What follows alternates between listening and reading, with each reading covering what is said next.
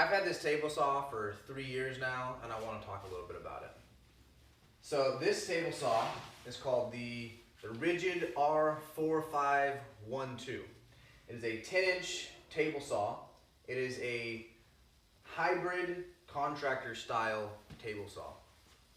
Like the middle, it's in the middle between being a cabinet maker saw and one of those job site saws. It's semi-portable, it has a adjustable base on it. And this is Rosie, by the way. She's my assistant today. So I want to talk about some of the pros and the cons about using this thing, and ultimately just give you the info of whether I would buy this again or whether I would recommend you buy it. So this thing is a 110 volt tool, but you can set it up for 220. So it's one of those you can kind of convert over, but it naturally comes, normally from the store, it comes as a 110 volt. It is a 30.5 inch wide fence capacity, and it also has an aluminum fence and rails, and this is important that it is a 2-point rail style. So whenever you clamp this down, it doesn't just reference off of this one fence, it actually also has a back fence that it sandwiches between, and that's not a good thing, and we'll talk about that later. It has a 1-inch dado width, it has a riving knife, and it also has a blade guard that normally comes with the saw. Those blade guards sit way up high and really make fine joinery a difficult thing, and you really only want to keep them on your saw if you're just ripping and you're not doing any kind of joinery whatsoever.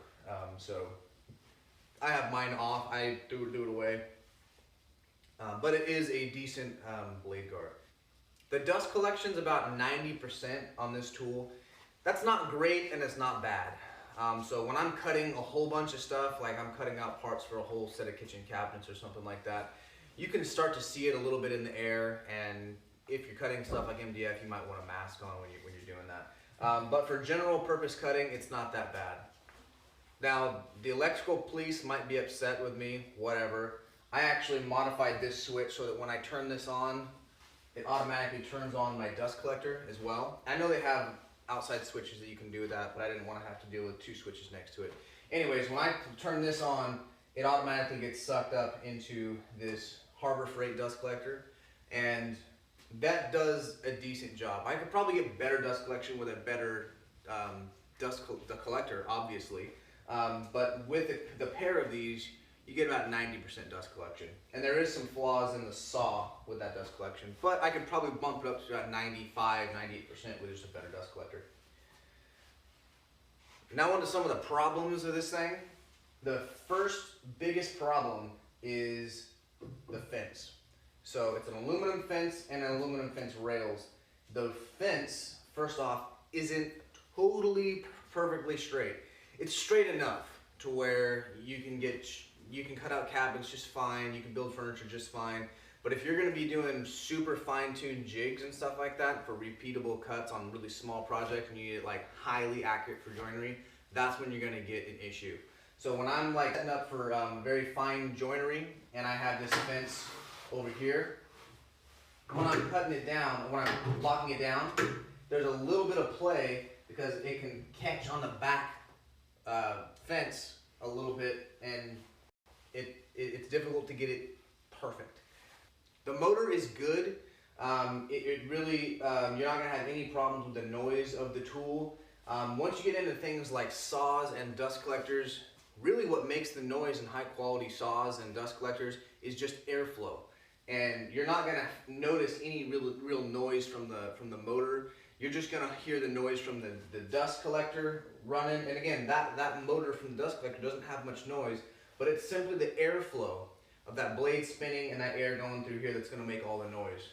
So hear it here. So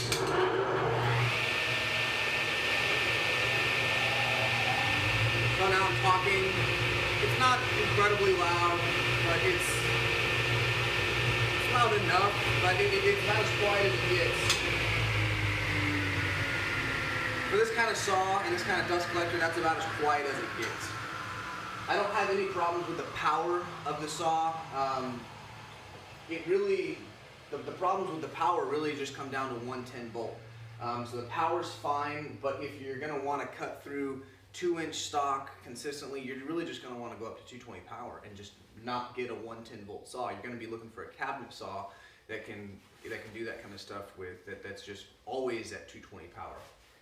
And it would in theory help a little bit to move this to 220, but you're really just gonna wanna get a bigger motor and more amps coming to this thing if you want, to do that kind of stuff all the time. The biggest problem with this thing, if you want to occasionally cut really thick stock and you don't care about the speed in which you do it, this will do fine. But you're gonna have to just slow down to make sure that the motor is keeping up with that speed. And the biggest thing if you want to cut thick lumber isn't exactly the power of the saw. The most important thing is the quality of your blade. And if you have the right blade for it, then you should be fine. If you're trying to put a 80 tooth, fine cutting blade on this thing and you try to cut thick stuff, it's never gonna work. You need to put an 1/8 inch kerf, like low tooth count, straight line ripping blade. And from that, this thing can deal with 2-inch, 3-inch stock just fine.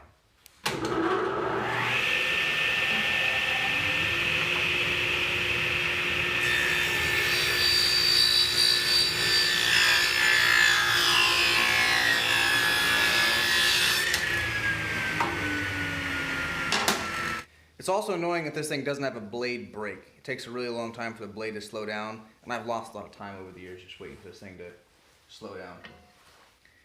If you got a good blade on it, the cut quality is good. Really, the cut quality has more to do with the blade than it does the saw. So as long as you got a good blade on it, this thing will do well. So another problem is the aluminum fence. I don't exactly baby my tools, and I use them, and I use them as tools. And if I'm gonna load stuff up on it, I don't even think about it, I just use it. And if the saw can't take that, then I need a new saw. So I think over time, this back rail has given in a little bit, and it's not perfectly square anymore, it's not perfectly straight. And when you get out here, I need to check sometimes the distance from the blade with a tape measure, and that's kind of annoying. Also, the squaring ability of this fence sucks. It takes a really, really long time. It's not even worth it to try to undo these Allen head screws and try to mess with it. I mean, I actually just bolt it down and try to hit it more square because it's that annoying to deal with. Also, the adjustments on the riving knife take forever, and I really try to never move that riving knife because it sucks so bad to try to adjust. Also, the wings are just sheet steel, and the main body of the table, like the belly of the table, this is cast iron. That's great. But this is super flimsy, and I wanted to attach a feeder. That feeder, I wanted to put it on this thing sometimes, and if I'm doing a whole bunch of cabinet stock. And to do that, I just had to mount some pieces of wood underneath it, some big 2-inch blocks of Jatoba or something like that, to go underneath and actually attach those bolts to. So for the price point, this is a good saw, but it's not great.